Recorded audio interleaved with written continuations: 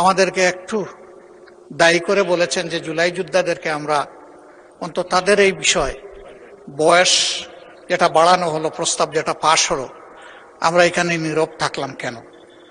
এটা তো আমাদের অবশ্যই সমর্থন করা উচিত। মাগরিবের আগে আমাদের সাউন্ড সিস্টেমে প্রবলেম হওয়ার কারণে আমরা অনেকে অনেক কথা শুনি নাই, আপনারও কথাগুলো আমরা শুনতে পারি নাই ভালো করে। এর মাঝে অত্যন্ত প্রাজ্ঞবিজ্ঞ আমাদের মাননীয় চিফ হুইপ মহোদয়, তিনি বহুবার এই সংসদে এসেছেন।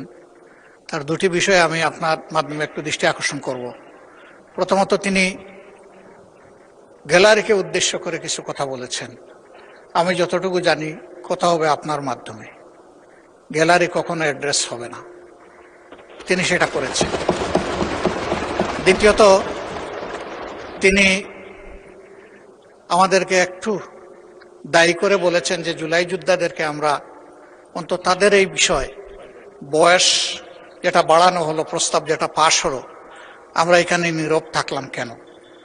এটা তো আমাদের অবশ্যই সমর্থন করা উচিত, আমি একমত, সমর্থন করা উচিত। সেদিন নিশ্চয়ই আপনি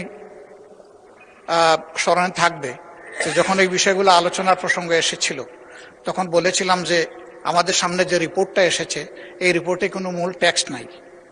আমরা অনুরোধ করেছিলাম মূল টেক্সটটা থাকবে আর পাশে তার সমাধান অথবা প্রস্তাবনা থাকবে। আপনি একমত হয়েছিলেন।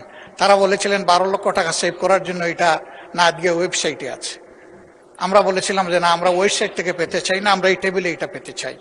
তা আপনি সেটা সেভাবেই ডিরেকশন দিয়েছিলেন, কিন্তু দুর্ভাগ্যজনকভাবে আজকে পাইনি এটা।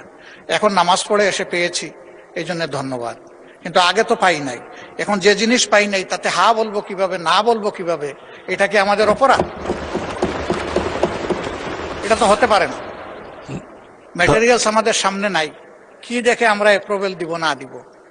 2 নম্বর কথা হচ্ছে যে কমিটির কাছে এটা প্রস্তাবনা মানে দায়িত্ব হিসেবে গিয়েছে, এটাই কি ফাইনাল, নাকি এখানে এই বিষয়ে আমাদের কোনো কথা বলার সুযোগ আছে, সংযোজন বিয়োজন কোনো পরামর্শ দেওয়ার সুযোগ আছে?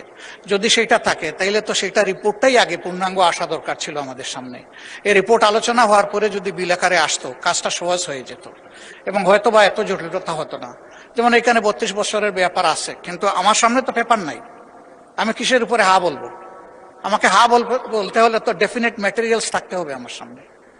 মাননীয় স্পিকার, বিষয়টা এমন যে 2 জন বয়স্ক বন্ধু, আমি 1 মিনিটে শেষ করব, একসাথে রিক্সায় চড়তেছেন। তো বয়সে যিনি ছোট, উনি বলতেছেন ভাই আপনি তো আমার চাইতে বয়সে বড়, কিন্তু দেখতেছি যে আপনার ফিজিক্যাল এবিলিটি